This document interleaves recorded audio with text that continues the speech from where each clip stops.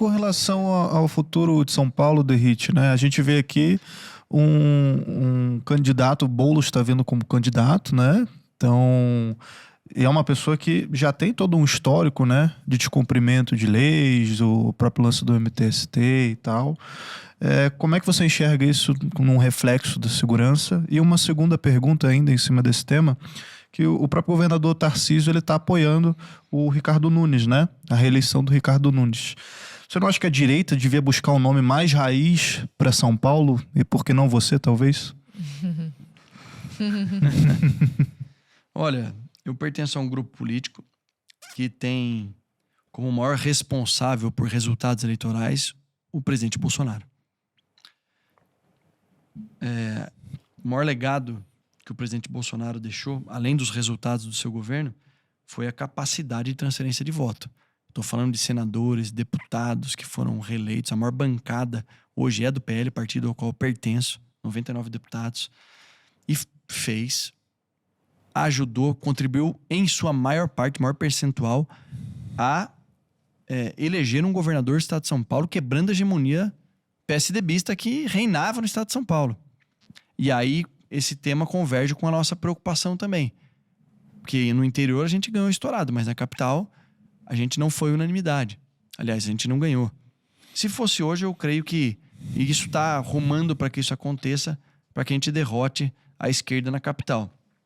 E quando algumas pessoas vieram falar da viabilidade do meu nome, fizeram até pesquisa, na última mais recente, mesmo eu falando que eu não concorreria a prefeito de São Paulo por 2 motivos.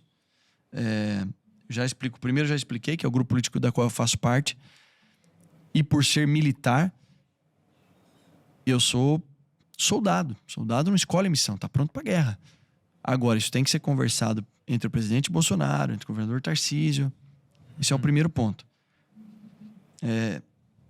E o segundo, para mim, principal, é que eu tenho muita coisa para entregar na Secretaria de Estado de São Paulo. Secretaria de Segurança Pública do Estado de São Paulo. E eu consigo abranger todo o Estado.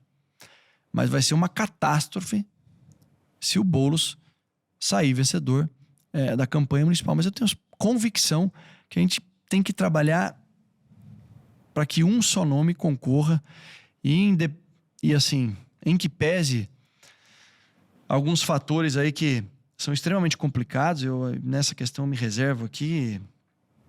Infelizmente, os conservadores não terão um representante, não digo nem raiz, mas alguém que seja mesmo ligado ao conservadorismo. E estou falando aqui de defesa de princípios e valores. Não é nenhuma crítica ao Ricardo Nunes, mas essa última pesquisa, mesmo eu falando que não tenho desejo de ser candidato, já aparece o Ricardo Nunes à frente. Isso é um bom sinal, por isso que eu estou falando com dados. O Guilherme Boulos em segundo lugar. E em terceiro lugar, ali meio que empatado, embolado, Derrite, Ricardo Salles. Ou seja, a gente tem ali 5% de conservadores que não votariam de maneira alguma no candidato que o presidente Bolsonaro está indicando. Quer dizer, não votariam se... Estamos falando de 11% nessa última pesquisa. Não votariam se o candidato fosse... não tivesse um candidato que representasse a direita e o conservadorismo. Um pouquinho atrás ali também, um empatado, Tabata Amaral e o deputado Kim Kataguiri. Eu tô falando que eu tô aparecendo embolado, mesmo declarando que você não vai, não tem interesse em ser candidato. Então, eu tenho certeza que quem veio conversar comigo, as pessoas que vieram conversar comigo, tentar me estimular, um deles, o deputado Luiz Felipe de Orleans e Bragança, pelo qual eu tenho assim, um respeito, uma admiração. E ele sabe que eu sempre falei presencialmente com ele, extremamente preparado, inteligente. Ele participa, inclusive, do Cartas na Mesa, que é o nosso programa de toda segunda ao vivo. Foi um orgulho muito grande poder ter ingressado no Congresso Nacional, junto com o príncipe Luiz Felipe de Orleans e Bragança. E até o Ricardo Salles, que eu sou amigo do Ricardo Salles. Eu falei para ele, Ricardo, se for você o candidato, você pode contar comigo, 100%. Agora, essas decisões, elas ultrapassam a nossa vontade, a esfera. Então, se o presidente Bolsonaro tivesse, junto com o governador Tarcísio, decidido por isso... Agora, se as pesquisas estão comprovando que o nome de A, B ou C tem viabilidade, eu acho que a gente tem que se unir em torno de um nome que possa derrotar a esquerda. A única sugestão que eu fiz e faço publicamente agora mais uma vez é que o candidato coloque-se um candidato da direita, um conservador, preparado, técnico, alguém que consiga trazer mais votos, não somente os votos que que já seriam de toda forma, tem né? que ter estratégia. Então tem que colocar um nome e na minha opinião, tem que ser da segurança pública, que é o principal desafio. Vocês já imaginaram se alguém extremamente alinhado comigo como vice-prefeito, automaticamente a gente vai ter uma Secretaria Municipal de Segurança Pública extremamente alinhada, não que a atual não seja. Sim. Eles nos ajudam, em especial na região da Cracolândia. Tem uma parceria grande com a Guarda Municipal, a qual eu agradeço muito o apoio. Mas eu tô falando de falar exatamente a mesma língua. Tá, mas se o Boulos ganhar, o que é Vai possível ser ser uma feito? tragédia para a população que mora em São Paulo. Tragédia. Então não achem vocês que ele...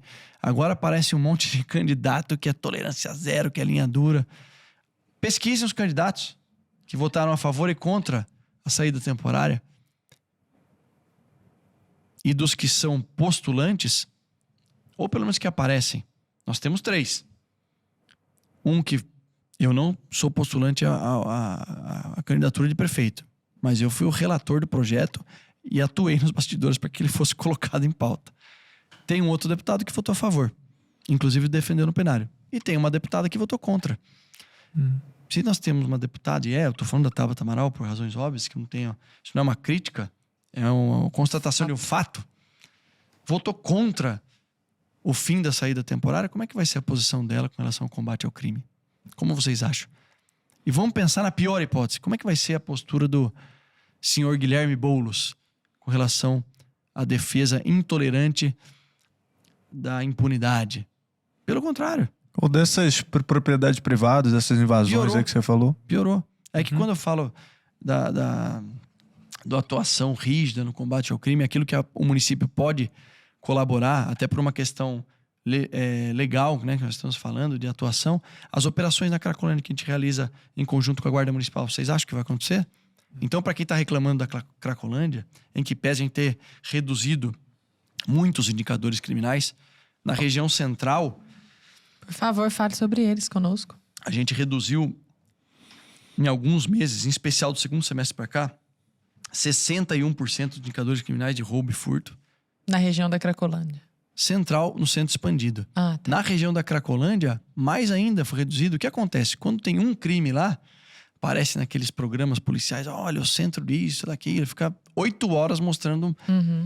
Nós fizemos uma coisa que ninguém fez na Cracolândia. Nós qualificamos todos os indivíduos que ficam lá na rua, na cena aberta de uso, que é o nome que é adotado aí pela nome técnico escolhido, mas a gente tem que falar Cracolândia, porque senão isso daí acaba não... Não, ninguém nem sabe do que tá falando, né? Exatamente. Então, nós qualificamos todos que estão ali, num processo que a polícia militar, a polícia civil fizeram, e a Guarda Municipal fez a contenção. Sabendo disso, eu tenho como comprovar e falar para vocês qual o percentual, em alguns desses momentos, em todos que foram qualificados, de indivíduos que estão descumprindo medidas cautelares do Poder Judiciário. Ou seja, que estão ali não poderiam estar, que estavam procurados pela Justiça, que não estão na sua região de cumprimento de pena no regime aberto, ou seja, era para ele estar cumprindo a pena no regime aberto lá em Bauru, no endereço tal, ele está aqui na região central. E nós comprovamos que até que não foi muito, isso tem que ser dito, né? Em alguns casos dessas operações foi só 60%. Vocês já imaginaram se esse acordo realmente for celebrado, se nós tivermos aí essa tolerância zero que depende não só da Polícia Militar, mas do Poder Judiciário e também da participação da Prefeitura nas operações, esse processo todo foi depurando, em várias operações a gente reduziu de 1.000 para 400, fora isso continuar num processo de desapropriação de áreas, de fiscalização e fechamento de locais que são usados clandestinamente por criminosos para armazenar drogas, locais para que os viciados e usuários de droga fiquem confinados ali, porque isso interessa muito ao crime organizado e a outros setores que, infelizmente, têm benevolência ou até mesmo interesse que a Cracolândia continue existindo. É uma fonte de renda aquilo. Até aquela ONG lá, né, o Crack Resiste, não tinha isso também? Eu recebi, numa reunião, a seguinte sugestão da criação do Bolsa Crack. Ah, não, Olha gente. só. Não Bom, me irrita, não. Nossa E Senhora. aí, para quem acha que não é ideologia que vocês estão defendendo, são aqueles que criaram esse monte de bolsa que existe aí. Não que não deve existir, porque o governo do presidente Bolsonaro ampliou demasiadamente a questão das bolsas, mas de maneira técnica, descobriu muitas fraudes e estava em processo aí de crescimento econômico para que a gente cresça economicamente e reduza a necessidade do assistencialismo, estimula a meritocracia e por aí vai. É aquilo que os conservadores realmente defendem. Então, eu vejo de forma muito temerária. Eu vou aguardar a orientação do presidente Bolsonaro e do governador Tarcísio. Eu confesso que, como secretário de Segurança Pública, eu tenho a minha pasta, tenho que conduzir de maneira técnica com o grupo, com as polícias que vem dando show. De março até dezembro nós reduzimos, eu coloco aqui comparando, e depois a gente pode até enviar esse material para vocês, eu comparo 22 com a maioria dos meses no vermelho, praticamente de janeiro a dezembro, e janeiro, fevereiro, aquela tendência de alta, a gente controlando, aplicando as inovações. Março foi o mês da estabilização, e de março em diante, queda, redução de indicadores criminais na capital, em todo o estado de São Paulo. O que agora é o desafio é completar essas iniciativas que eu mencionei para vocês, atacar a incidência criminal de maneira muito rígida, inovar no sentido de poder fiscalizar quem cumpre pena em regime aberto. Aqueles que, enquanto ainda o Congresso não se posicionar e definir isso, aliás, eu estarei indo na volta do recesso para lá, para comprovar com dados estatísticos, além desse último caso lamentável do Sargento Dias, que passou da hora do Congresso se manifestar com relação a isso, e se manifestar, se comprometendo em cada voto, que se houver o veto do governo federal, o Congresso vai derrubar esse veto, porque é quem detém o poder de legislar no nosso país. Quantos mais vão precisar morrer, né, Derrite, para poder passar? É isso. E eu não vou parar de falar, como secretário, como policial e como deputado federal, com quase 240 mil votos recebidos na última eleição, que a gente tem que atacar a impunidade. Não é só a saída temporária, é o início pela saída temporária. Depois nós temos que atacar a progressão de regime, a volta do exame criminológico, o fim da visita íntima, o fim do auxílio reclusão. O auxílio reclusão paga quase o dobro do que paga o salário mínimo. R$ 1.803 era na última, em 2022. Eu não estou atualizado de quanto é, porque eu estou focado. Que tanto de dinheiro que escorre por isso, né? E vão falar assim, daqui a pouco aparece um pseudo-especialista dizendo que mas é só para uma parcela pequena. É verdade, porque ele tem que estar registrado, exercendo alguma atividade, e a maioria não está nessa condição. Mas que seja que cometeu um crime, um assassinato contra qualquer pai de uma vítima aí, eu quero olhar no olho do pai e da mãe, assim como eu fiz o desafio lá no velório da soldado Sabrina, daqueles que defendem a saída temporária como uma medida de ressocialização. Vem aqui no olho a pessoa que perdeu o filho ali. Até porque os dois presos têm antecedentes criminais. De forma geral, saída temporária é o primeiro entrega que a gente tem que ter no nosso país. Mas todo esse arcabouço que eu mencionei aqui, visita íntima, fim da progressão de regime, fim a queda do auxílio moradia e esses outros fatores, eles compõem algo que está no centro do debate, que ninguém fala. Primeiro, acabar com os benefícios. E ele está aqui assim, ó. Ele compõe o alicerce da impunidade. Isso aqui é o alicerce da impunidade, mas desconsidera isso aqui, ó. Tá aqui no centro o principal problema. Aí depois a gente discute isso aqui, ó, que é menor, a base da pirâmide.